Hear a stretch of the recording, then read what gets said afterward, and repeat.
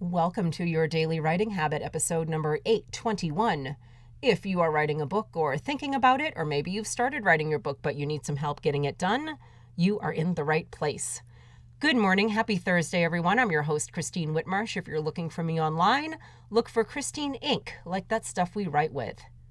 Each day, I'm sharing with you the writing habits I've learned over my 20 years as a ghostwriter, book coach, and author. I have found that three things in particular have a huge impact on your success as an author, and they can turn someone who kind of, sort of, maybe sorta sees themselves as a writer, turn that person into a published book author. Those three things are writing fundamentals, productivity, and mindset habits. Here's today's quote. Things never go the way you expect them to. That's both the joy and frustration in life. I'm finding as I get older that I don't mind, though. It's the surprises that tickle me the most, the things you don't see coming. Michael Stuhlbarg, I believe that's how you pronounce his last name. Great quote there. And let's have, once again, good morning. And let's have a writing fundamentals episode today. Let's talk about how to write more interesting scenes, whether you happen to be writing a nonfiction book or a novel. Here is the key to writing an interesting scene, whether in your memoir or your novel.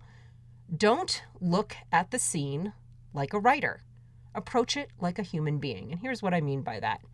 Often in the pursuit of crafting a perfectly logical, well-written scene that meets all the writing objectives and neatly guides the reader from point A to point B, sometimes we forget. That's not how life works. That's not even how storytelling works. If it did, Dorothy would have happily skipped down the yellow brick road in a straight, drama-free line from Munchkin Village to the Emerald City, and it would have been totally boring and not a story at all. In real life, which writing is meant to reflect and then amplify, events rarely unfold in an organized manner. Life doesn't stop to overly describe scenery and people and clothing and the food on the counter and explain every little thing that's happening. Life happens because of action. And no matter how much in real life we plan those actions and how we expect everything to unfold, there are things that derail our best laid plans and our best things to do list, something I'm a huge fan of. And there are 5 things I've identified to remember to incorporate into your writing that happen in real life and therefore should happen in your stories. Number 1, accidents like, oops, that parallel parking maneuver was much tighter than it looked going in. Accidents. Number 2, coincidences like, how on earth did I just run into my college roommate at the airport when I was just thinking about her last week? Coincidences. Number 3, interruptions like, of course, I was finally in the writing zone, totally in flow, and then the kids started banging on my office door because the washer exploded. Interruptions. Number 4, surprises like, oops, your boyfriend didn't take you to the fancy dinner to propose, he took you there to break up. Surprises.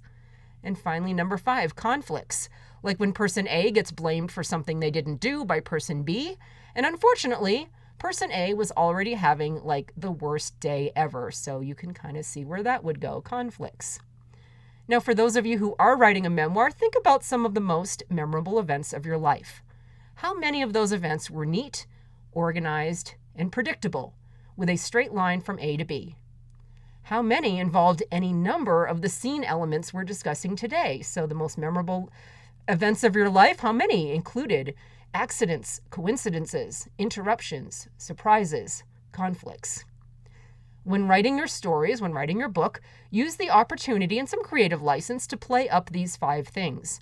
Embrace the messiness of life when structuring your scenes. And then, as only a writer can do, build in other tools from your toolbox. Metaphors, allegories, character development, contradictions, rises and falls and tension, the meshing of story and lesson, juxtapositions, all those other things we get to play with as writers. So now can you see how writing a boring scene is mathematically impossible when you remember that the scene should reflect life? The possible GPS routes down that yellow brick road are truly endless when you think about it. Thank you for joining me here on Your Daily Writing Habit, where I am helping you write and finish writing an awesome book. And I would so appreciate it if you could follow, subscribe to this show where you happen to be listening to it, and leave a review while you're there. Thank you so much. Until tomorrow, happy writing.